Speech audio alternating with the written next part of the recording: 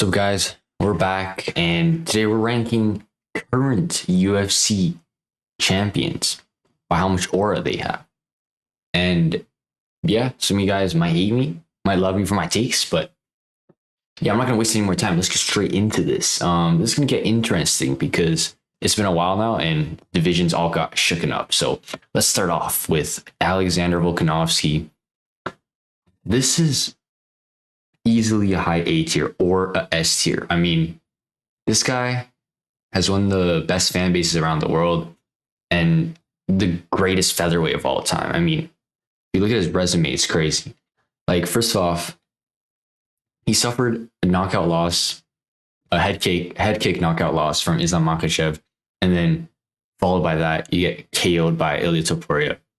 And he's old, so no, he's coming back from that. But then this guy beats Diego Lopez twice. Now, second fight shouldn't have happened, but regardless, he beats a killer twice, and I want to put him S tier. All right, I'm gonna put him A tier.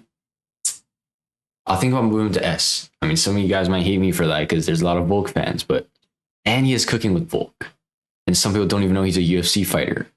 They just know him from the channel because it has a lot of subscribers too. But we're gonna put him high A tier for now. All right, we're gonna put him high A tier, subject to change though. Next we have Islam Makhachev, double champ. I would put this guy S tier because if you look at his resume and everything he's done, but that JDM fight, man, that JDM fight was not it. Like, he controlled him for 5 rounds straight, obviously, but that was one of the most boring fights I've ever watched. Like, I'd be lying to you if I thought or if I said that fight was entertaining. Like, I think it was worse than the Hamza fight because the Hamza fight, like the Hamza versus DDP fight, Hamza at least put him in a crucifix most of the rounds, but then Islam really just lied on top of him, didn't really threaten much of his submissions either. So I think A tier. Ooh, but I mean, I guess I'll put him below. This is tough. I feel like Volk has more aura than Islam.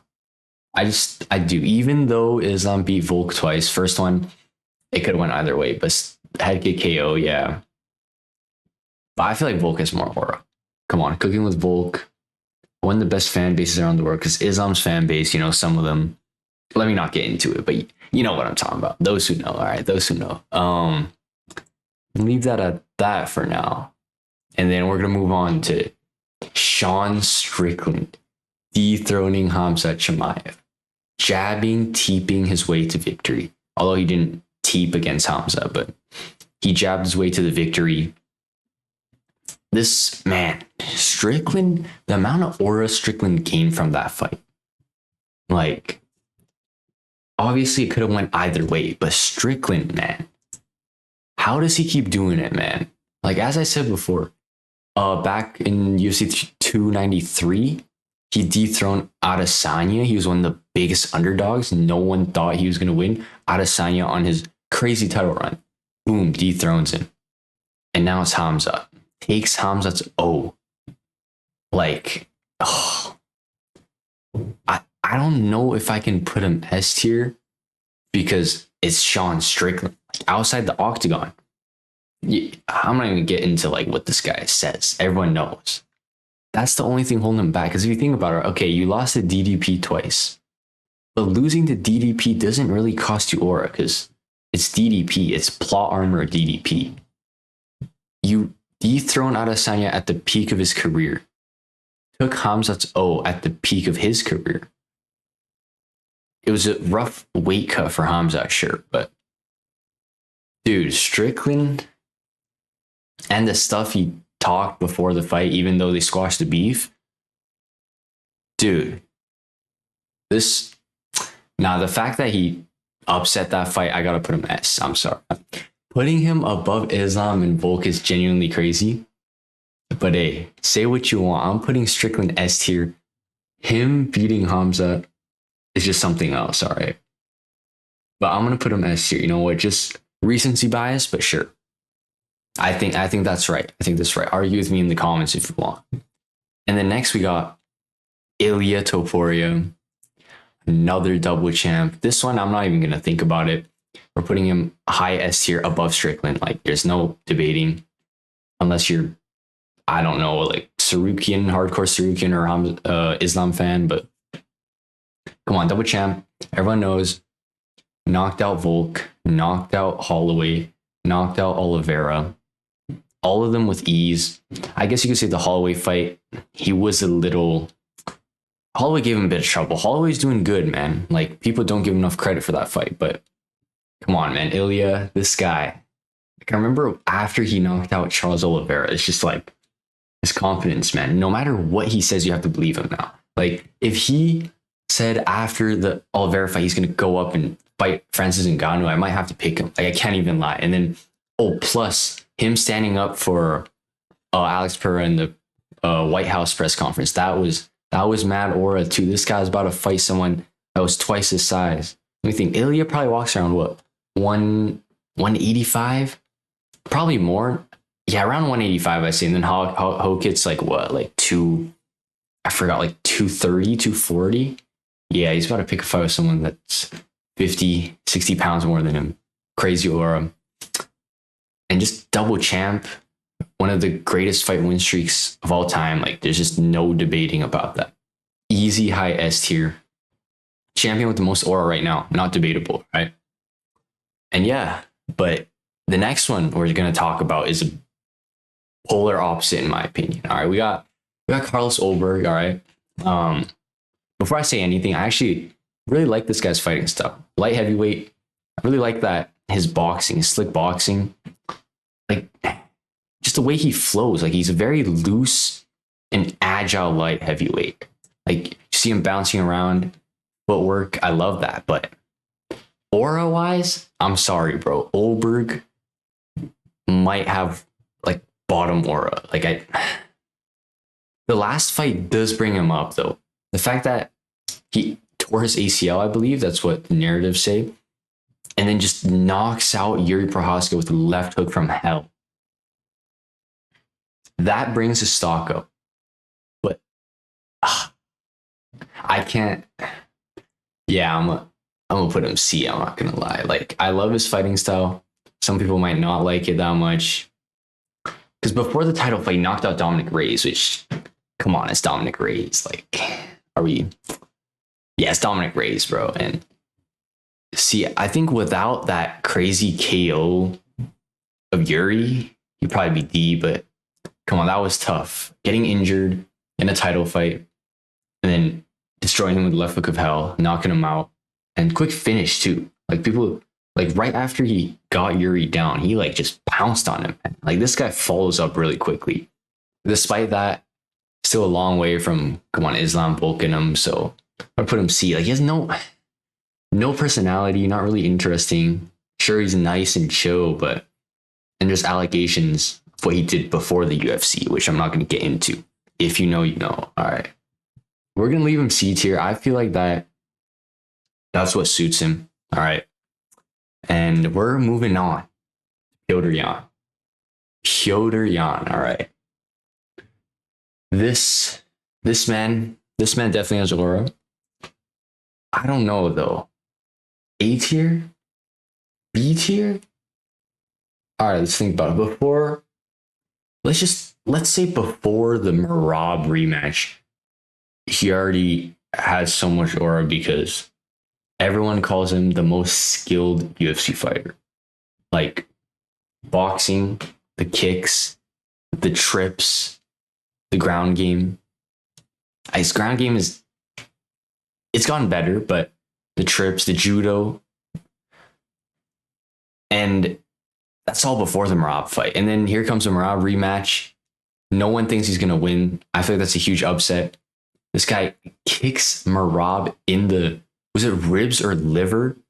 Kicks it with all his force, and you literally have Merab screaming out loud because it hurts that much. Piotr Yan got it, man. But is he up there though? I don't know. Oh, this is tough to say. Is he S tier or is he? This is very tough. I can't lie. But him beating Marab, because Marab was peak Marab. Like it seemed like no one in the division could even come close to him. People wanted Marab to fight Pantoja at the time because there was no more like competition. And he goes out there, puts on a masterclass, vintage Peter Yan performance. Dude, you know what? I'll, I'll put him. I'll put him S tier. Well, I'll put him S tier. Oh, above Volk and Islam. Hate me if you want. Debate it in the comments, but I'm putting him S tier. Such a skilled fighter and just dethroning the machine at his peak. And we're gonna move on. We got Joshua Van. All right. Joshua Van, again, another one of these scenarios. Joshua Van before UFC 328, he would have been like a B, not a C, because a lot of hype, good personality, got that confidence. But after 328, that puts him up here, man. Like that really puts him all the way up here because I'm gonna put him here for now. I think in terms of aura, put him here. All right. You guys gonna hate me, but dude, listen. A lot of people, I say most people, they thought Tyra was gonna dominate him on the ground. Tyra's a grappler, Van's pure boxer, right? And logically, in MMA, the grappler would always win and dominate. But not the case for Van, though. Van has the same energy as Topuria, as in they both have that confident smirk. Topuria more has that like smirk, and then Van has that smile, if you know what I'm saying. And he's just confident that he's going to go out there and get it done. And a masterclass performance against Tatsuro Taira. Sure, he got taken down first 2 rounds, but then he started getting up. Never stayed still at the bottom position. Was always active. Got up. As soon as on the feet, he pieced Taira up. Man. That was nice to watch. And you can't call him a fake champ anymore. There's still people out there that's gonna say it like, no, he didn't beat Pantoja legitimately, but come on, man. Pure grappler. Big test for him. Young prospect Tatsuro, and put on a masterclass against him. So I'm gonna put him up here. Is it bad to put him over a double champ? And we're just talking about pure aura, right? Like, sure, double champ's a title, but all of Van's fights are just like, and even the fights before Tyra, like him versus Brandon Royval. Oh my lord, Royval, one of the toughest fighters in division. Such a great striker, rangy, and Joshua Van put it on him. Nearly finished Royval in the 3rd round. Royval thought he got finished too, but the time just went off and the crowd was like loud, so loud that you couldn't hear the timer go off. But I'm gonna put Van there, all right. And lastly, we have Tom Aspinall. Man, another one of these cases, right? Tom Aspinall pre-Cyril Gane fight. I think he would have been A tier, low A tier for sure. But now I'm gonna put him B tier. All right, again, now before you think I'm one of those stupid people that think that he was losing to Cyril Gane and like just look, I'm not one of those stupid people. All right, Cyril Gane poked him. I poked him, and it was all Cyril's fault. All right. Tom Aspinall did not dodge anything. He did not want out, obviously. All right. I'm a normal person, but it's just his hype kind of went down because it's like Tom had so much hype. It's like everyone expected him to just finish his opponents in 1 round, make it look easy. And that's what they expect against Cyril Gane. All right. They expected him to just take him down and just submit him because Cyril has 0 ground game. But that was not the case. You know, the first round of him and Cyril Gane's fight was really close, really close. I say Cyril Gane could have won the round, but stop acting like Cyril is gonna put on a masterclass and Tom Aspinall's trash or you wanted out. Like, but that fight ultimately did bring his hype a little down, bring his aura a little down. Not his fault at all, but that's just how it is. And until we see him again, I think he stays at B tier. All right. I think he stays at B tier. But I mean, he's still a boogeyman. Like before the fight, he was just don't forget, he was just destroying every heavyweight in the first round or second round, whether it's submission or just TKO. Great follow-ups. And yeah, I think that's the complete tier list.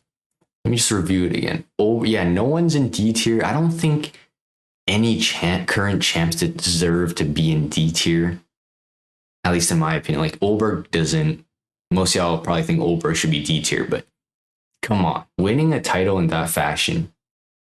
I mean, I guess Yuri gave him mercy, but it's Yuri's fault for doing that. And even if Yuri Prohaska gives you mercy, on one leg, you knock him out. That's still a crazy accomplishment.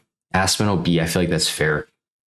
Islam Van Volk. We could put Islam here, I guess. And yeah, sure, we'll do that. Piotr Yana S tier. Makes sense. Strickland, probably recency bias.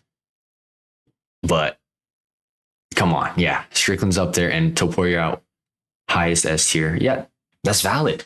I mess with this. Obviously, let me know what you guys think in the comment section below the tier list. Do you agree? Do you not? What would you change? And yeah, that's it for today's video. Thank you guys for watching.